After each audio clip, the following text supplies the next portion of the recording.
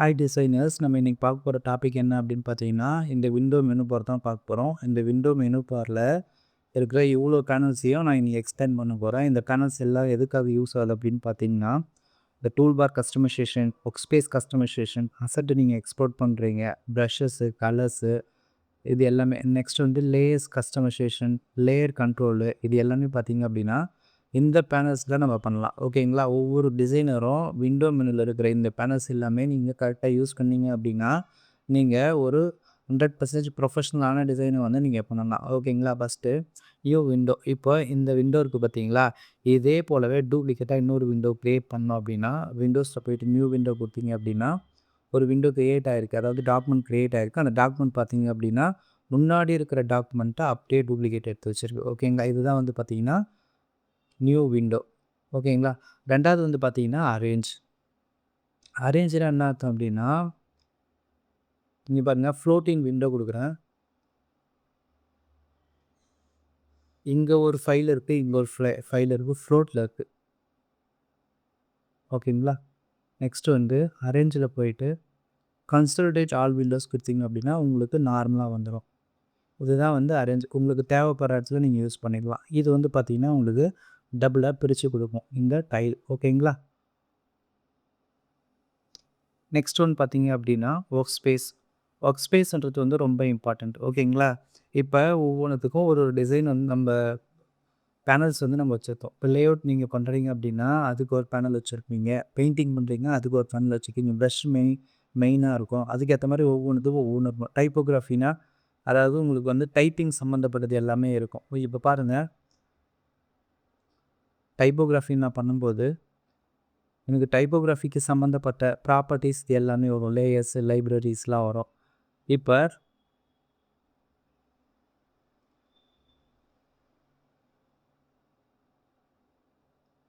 Layout கொடுக்குறேன். லேஅவுட்டுக்கு சம்மந்தப்பட்ட இந்த கலர்ஸு, கலர் கைடு இது எல்லாமே வரும். ஓகேங்களா? உங்களுக்கு எது தேவையோ அதுக்கேற்ற மாதிரி நீங்கள் என்ன பண்ணிக்கலாம்னா பேனல்ஸை வச்சுக்கலாம். இது எல்லாமே இம்பில்டாக இருக்குது. நீங்கள் புதுசாக என்ன பண்ணிக்கலாம்னா நியூ ஒர்க் ஸ்பேஸ் கொடுத்து உங்களுக்கு எந்த பேனல் அதிகமாக தேவைப்படுதோ அந்த பேனல் நீங்கள் கொடுத்துக்கலாம். ரீசெட் கொடுத்தீங்க அப்படின்னா என்ன என்னென்ன பேனல்ஸ்லாம் வந்து இம்பில்டாக இருக்குமோ அது எல்லாமே அங்கே இருக்கும். ஓகேங்களா? நெக்ஸ்ட் ஒன் பார்த்தீங்க அப்படின்னா டூல் பார். இந்த டூல் பார் ஆக்சுவலாக இதுதான். இந்த டூல் பாரை வந்து நீங்கள் என்ன பண்ணிக்கலாம் அப்படின்னா அட்வான்ஸ்டு கொடுத்தீங்க அப்படின்னா அட்வான்ஸ்டாக இருக்கிற டூல் பார் வந்து உங்களுக்கு வந்து ஷோ ஆகும். பேசிக்காக இருக்கிற டூல் பார் வந்து ஷோ ஆகும். இங்கே பாருங்கள், சிங்கிள் லைனாக இருக்குது. நெக்ஸ்ட் ஒன் பார்த்தீங்க அப்படின்னா நியூ டூல் பார். நீங்கள் ஏதாவது புதுசாக டூல் பாரை க்ரியேட் பண்ணிக்கலாம்.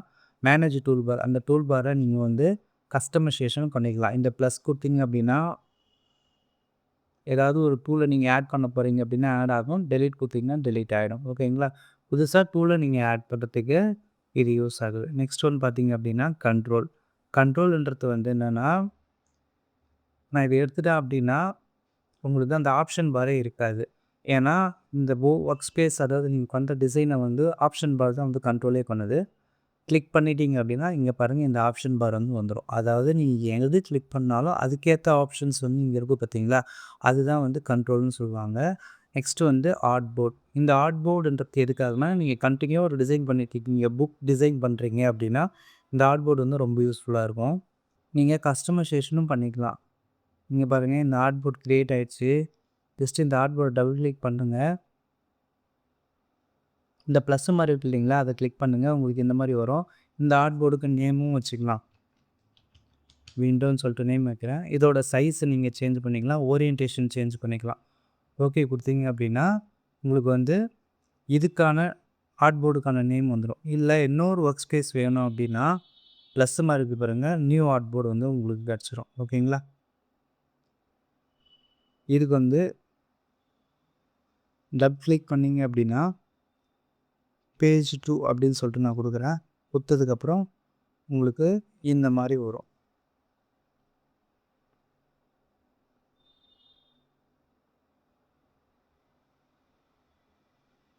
ஓகேங்களா? அகைன் நீங்கள் வேற ஒரு க்ரியேட் பண்ணுறீங்க.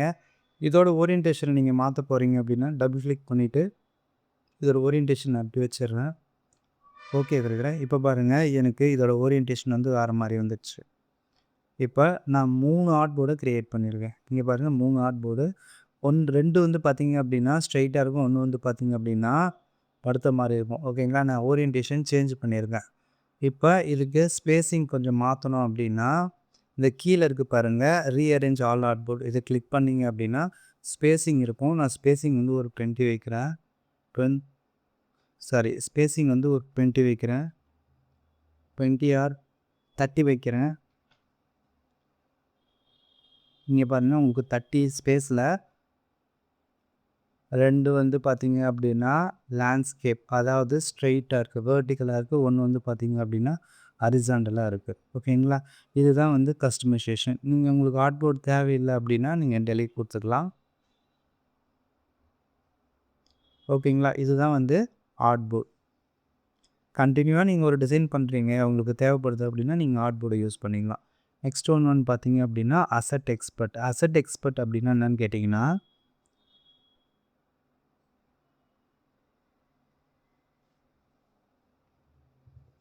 இப்போ நான் வந்து ஒரு ஷேப் வந்து ட்ரா பண்ணுறேன்.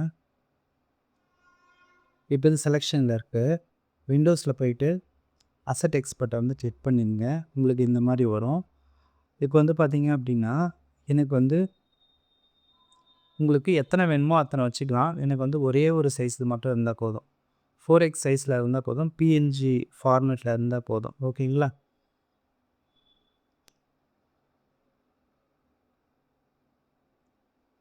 இப்போ இன்றைக்கி இந்த மாதிரி வந்துடுச்சு. இப்போ எக்ஸ்போர்ட் கொடுக்குறேன். ஏதாவது ஒரு ஃபோல்டரில் கிளிக் பண்ணிக்கங்க. செலக்ட் ஃபோல்டர் கொடுத்துட்டேன். கிளிக் பண்ணிங்க. கிளிக் பண்ணிவிட்டு என்ன அப்படின்னா நான் வரைஞ்ச ஷேப் வந்து எக்ஸ்போர்ட் ஆகிடும். அது எங்கே இருக்குது அப்படின்னு பார்த்தீங்கன்னா டெஸ்க்டாப்பில் இந்த 3xன்னு சொல்லிட்டு ஒரு ஃபைல் ஓப்பன் ஆகிருக்கும். இங்கே பாருங்கள், நான் என்ன ஷேப் வரைஞ்சினோ அந்த ஷேப்பை நீங்கள் என்ன பண்ணிக்கலாம்னா ஒரு அசெட்டாக எக்ஸ்போர்ட் பண்ணிக்கலாம். அதுக்கு தான் இந்த அசெட் எக்ஸ்போர்ட் வந்து யூஸ் ஆகுது. ஓகேங்களா? நெக்ஸ்ட் ஒன் வந்து பார்த்தீங்கன்னா ப்ரஷஸ். இந்த ப்ரஷஸ் எதுக்காக யூஸ் ஆகுது அப்படின்னு பார்த்தீங்கன்னா ஃபஸ்ட்டு வந்து நம்ம ஆர்ட் போர்டுக்கு ஒன்று பே பண்ணிக்கலாம். ப்ரஷஸ் கிளிக் பண்ணிங்க. இப்போ டூல் பாரில் போய்ட்டு பெயிண்ட் ப்ரஷ்ஷை கிளிக் பண்ணிங்க. ஓகேங்களா? இப்போ நீங்கள் ஜஸ்ட்டு ட்ரா பண்ணிங்கன்னா ஓகேங்களா, இதனுடைய பாயிண்ட்டை வந்து இன்க்ரீஸ் பண்ணிங்க அப்படின்னா அதுக்கேற்ற மாதிரி உங்களுக்கு வந்து வரும். ஓகேங்களா? ப்ரஷ்ஷோட ஸ்டைலை நான் வந்து மாற்றுறேன். இப்போ பாருங்கள் எள்ளி வருதுன்ட்டு.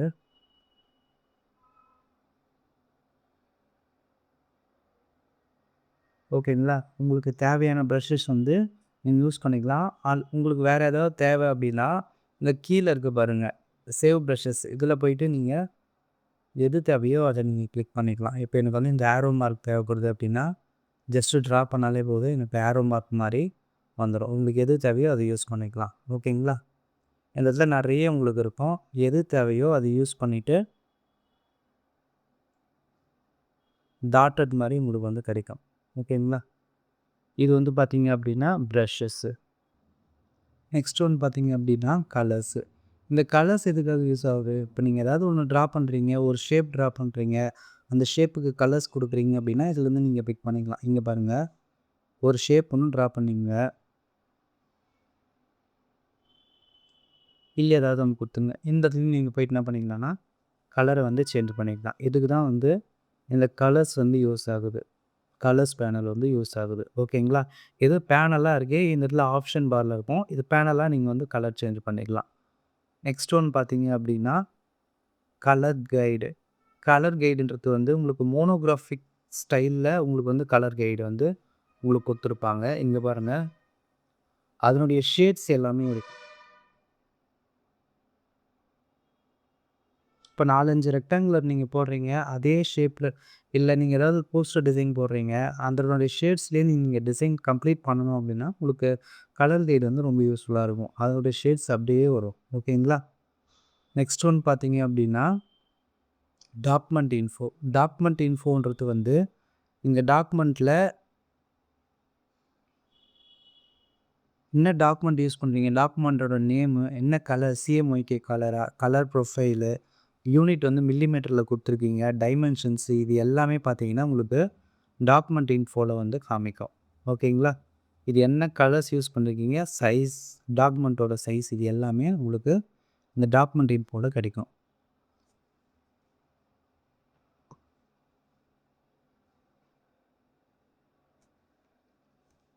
நெக்ஸ்ட் ஒன் பார்த்தீங்க அப்படின்னா இன்ஃபோன்றது என்னென்னா, நீங்கள் ஏதாவது ஒரு ஷேப் வரைஞ்சிருக்கீங்க, அது வந்து XY ஆக்சிஸில் எந்த இடத்துல இருக்குது, ப்ளஸ் வந்து என்னுடைய விட்த் என்ன, ஹைட் என்ன, நெக்ஸ்ட் வந்து இதனுடைய CMYK கலர் என்ன, ஃபில் கலர் என்ன, ஸ்ட்ரோக் CMYK கலர் என்ன அப்படின்றத காமிக்கத்தான் இந்த இன்ஃபோ. ஓகேங்களா?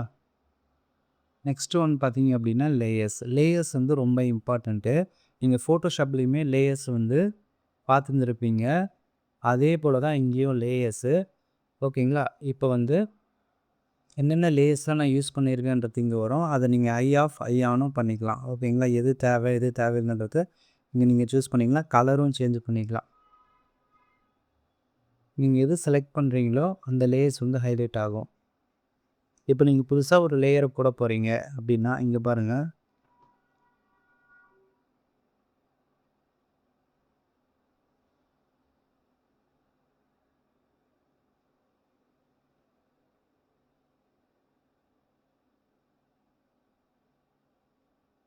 இங்கே பாருங்கள், இந்த லேயர்ஸ் வந்து இந்த லேயர் அதாவது வந்து இந்த ரெட் கலர் லேயர் வந்து மேலே இருக்குது, இந்த ப்ளூ கலர் லேயர் வந்து கீழே இருக்குது. இங்கே பாருங்கள். இதையும் நீங்கள் என்ன பண்ணிக்கலாம்னா ரீஅரேஞ்ச் பண்ணிக்கலாம். இப்படி ட்ராக் பண்ணிங்க அப்படின்னா அந்த லேயர்ஸ்க்கு ஏற்ற மாதிரியே உங்களுக்கு வந்து அப் அண்ட் டவுன் ஆகும். இதுதான் வந்து லேயர்ஸ் பேனல். இதை நீங்கள் வந்து ஐ ஆன் ஆஃப் பண்ணிங்க அப்படின்னா அந்த லேயர்ஸ் வந்து காணாமல் போயிடும். நீங்கள் ஃபோட்டோஷாப்பில் பண்ணுற மாதிரியே தான் இந்த லேயர்ஸும். ஓகேங்களா? நெக்ஸ்ட் ஒன் பார்த்திங்க அப்படின்னா சிம்பிள்ஸுன்றது வந்து இன்பில்டாகவே பார்த்தீங்க அப்படின்னா இல்லுஸ்ட்ரேட்டர்லேயே வந்து உங்களுக்கு சிம்பிள்ஸ் கொடுத்துருப்பாங்க. நீங்களும் புதுசாக ஒரு சிம்பிள்ஸை ஆட் பண்ணிக்கலாம். இப்போ எனக்கு இந்த சிம்பிள் தேவைப்படுது அப்படின்னா ஜஸ்ட்டு ட்ராக் பண்ணிங்கன்னா போதும், உங்களுக்கு இந்த சிம்பிள் வந்து வந்துடும். ஓகேங்களா? எந்த சிம்பிள் தேவையோ அந்த சிம்பிள் வந்து வந்துடும். ஓகே, எனக்கு வந்து இதுவே ஒரு சிம்பிளாக வேணும் அப்படின்னா, நான் வரைஞ்ச ஷேப்பு சிம்பிளாக வேணும்னா ஜஸ்ட் அப்படியே ட்ராக் பண்ணி இப்படி உள்ளே விட்டுட்டிங்கன்னா போதும். இதுக்கு ஒரு சிம்பிள் நேம் கேட்கும். ஓகே கொடுத்துட்டிங்க அப்படின்னா இது ஒரு சிம்பிளாக க்ரியேட் ஆகிடும். ஓகேங்களா? இப்போ நான் இதை டெலீட் பண்ணிட்டேன்னா கூட இதையே நீங்கள் இப்படி ட்ராக் பண்ணிங்க அப்படின்னா இது ஒரு சிம்பிளாக உங்களுக்கு வந்து கிடச்சிரும். ஓகேங்களா? புதுசாக நீங்கள் எவ்வளோ சிம்பிள்ஸ் வேணாலும் க்ரியேட் பண்ணிக்கலாம். இப்போ இந்த இடத்துல எக்ஸ்ட்ராவாக உங்களுக்கு ஏதாவது சிம்பிள்ஸ் தேவைப்படுது அப்படின்னா இங்கேயும் நீங்கள் போய்ட்டு எடுத்துக்கலாம். நேச்சர், இது பட்டர்ஃப்ளை உங்களுக்கு தேவைப்படுது, கிளிக் பண்ணிவிட்டு இந்த பட்டர்ஃப்ளை இப்படி எடுத்து விட்டுட்டிங்க அப்படின்னா உங்களுக்கு இந்த இடத்துல சிம்பிள்ஸ் கிடைக்கும். ஓகேங்களா? நெக்ஸ்ட் ஒன் பார்த்தீங்க அப்படின்னா டிரான்ஸ்பரன்சி. இதனுடைய டிரான்ஸ்பரன்சி வந்து நான் வந்து குறைக்கணும் அப்படின்னா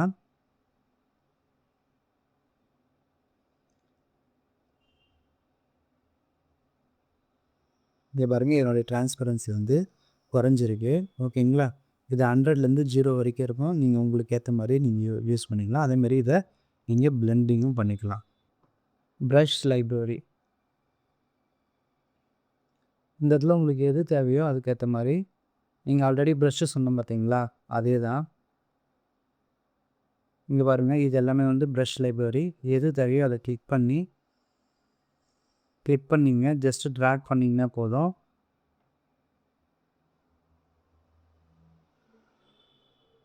ப்ரஷ் டூல் எடுத்துக்கிட்டு நீங்கள் எப்படி எப்படி எந்த மாதிரி ட்ரா பண்ணாலும் அதுக்கேற்ற மாதிரி உங்களுக்கு வந்து இது வரும். இதுதான் வந்து ப்ரஷ் லைப்ரரி. நிறைய இன்பில்டாக இருக்கும், நீங்கள் யூஸ் பண்ணிக்கலாம். நெக்ஸ்ட் வந்து பார்த்தீங்க அப்படின்னா கிராஃபிக் ஸ்டைல் லைப்ரரி.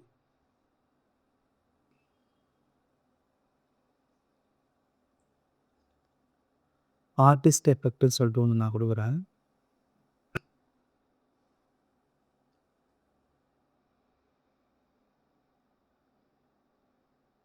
இப்போ வந்து ஒரு ஷேப் ஒன்று ட்ரா பண்ணுங்கள். இப்போ ஒரு ஷேப் வந்து ட்ரா பண்ணிடுங்க. ட்ரா பண்ணிவிட்டு எது நீங்கள் கிளிக் பண்ணுறீங்களோ அந்த கிளிக் பண்ணுறதுக்கு ஏற்ற மாதிரி அந்த ஷேப் வந்து மாறிடும்.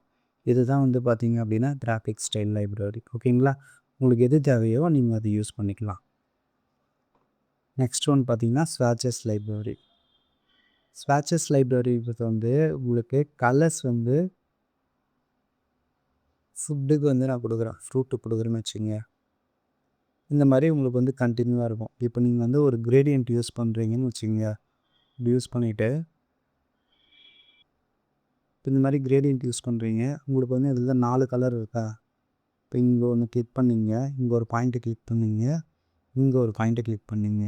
இப்போ வந்து இதை டபுள் கிளிக் பண்ணிவிட்டு இதை கிளிக் பண்ணிங்க. இதை டபுள் கிளிக் பண்ணிவிட்டு 2ஆவதாக இருக்கிற கலரை கிளிக் பண்ணிக்கோங்க. 3 ஒன்று கிளிக் பண்ணிவிட்டு 3ஆவதாக இருக்கிற கலரை வந்து கிளிக் பண்ணிங்க. 4ஆவது விருப்பத்தை கிளிக் பண்ணிவிட்டு 4ஆவதாக இருக்கிற கலரை வந்து கிளிக் பண்ணிங்க. இப்போ உங்களுக்கு பார்த்தீங்க அப்படின்னா ஃப்ரூட்டில் இருக்கிற ஒரு கலர் காம்பினேஷன் வரும். ஓகேங்களா? இது வந்து இன்பில்டாக இருக்கிற colours patches library. Next one பார்த்தீங்க அப்படின்னா சிம்பிள் லைப்ரரி. சிம்பிள்ஸ் நிறைய இருக்கும், அதுதான் சிம்பிள் லைப்ரரி. நிறைய இருக்கும் இதில். ஓகேங்களா? செலப்ரேஷன் நான் கொடுக்குறேன். இப்போ உங்களுக்கு இது வேணும் அப்படின்னா ஜஸ்ட்டு இதை நீங்கள் கிளிக் பண்ணிவிட்டு ஜஸ்ட்டு ட்ராக் பண்ணிங்கன்னா போதும், உங்களுக்கு வந்து இந்த மாதிரி வரும். ஓகேங்களா? உங்களுக்கு சிம்பிள்ஸ் வந்து உங்களுக்கு தேவையான சிம்பிள்ஸ் வந்து நீங்கள் யூஸ் பண்ணிக்கலாம். ஓகேங்களா? இப்போ நீங்கள் பார்த்த டாபிக் என்ன அப்படின்னு பார்த்தீங்க அப்படின்னா, இந்த விண்டோஸ் மெனுவில் இருக்கிற எல்லாத்தையும் பார்த்தோம். உங்களுக்கு புரிஞ்சிருக்கும்னு நினைக்கிறேன். நம்ம சேனலை வந்து கண்டினியூவாக வாட்ச் பண்ணுங்கள், சப்ஸ்கிரைப் பண்ணுங்கள் ஃப்ரெண்ட்ஸ். தேங்க்யூ.